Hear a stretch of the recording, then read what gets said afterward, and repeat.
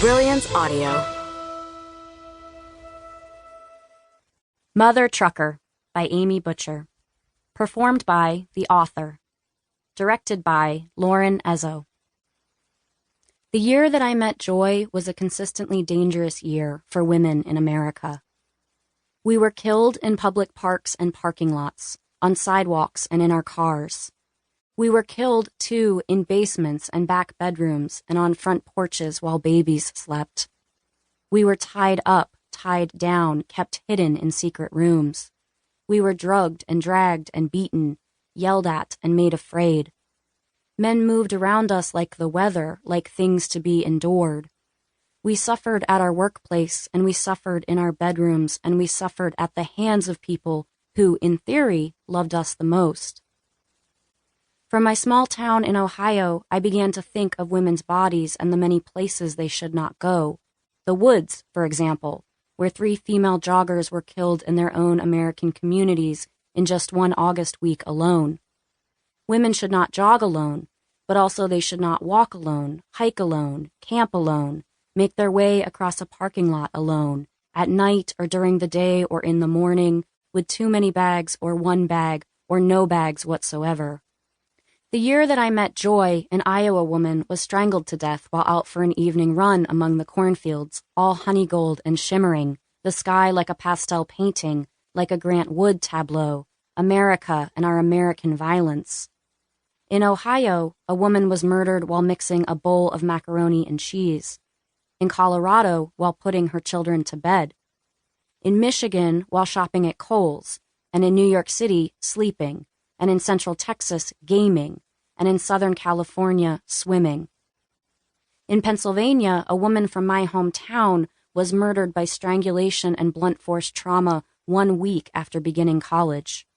Her body was transported over 100 miles and to 3 separate locations via lift, first in a blue plastic storage container, then a duffel bag, folded as if clothing, her body treated the same as a Gap t-shirt or Nike joggers, before police identified her attacker, a 29-year-old male who, when police arrived, was found cleaning blood from his apartment. And in the Ohio town where I now reside, a woman 2 years my junior was found buried in a shallow grave at the entrance to the hills I like to hike. People don't respect human life no more, her grandmother told reporters.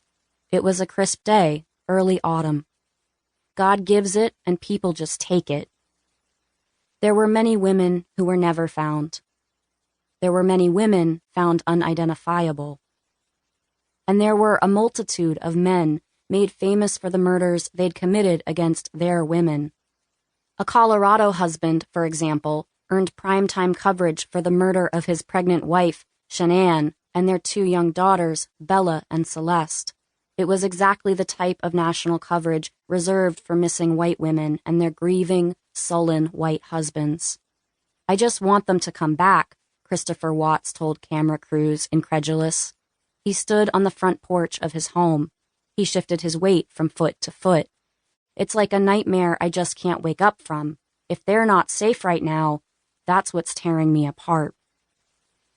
It took prosecutors less than a month to determine Watts had strangled his wife to death and killed his 2 daughters through beating and suffocation, despite the 4-year-old's coherent pleas, a detail the media lamented ad nauseum.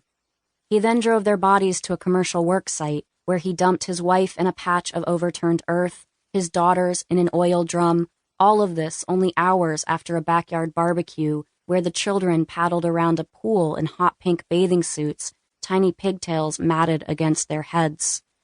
He was texting his girlfriend as they swam, police later reported, perhaps even finalizing their burial sites and the manner in which he planned to kill each one as the girls did cannonballs and reapplied sunscreen and played pretend tea party underwater, their tiny hands cradling tinier teacups.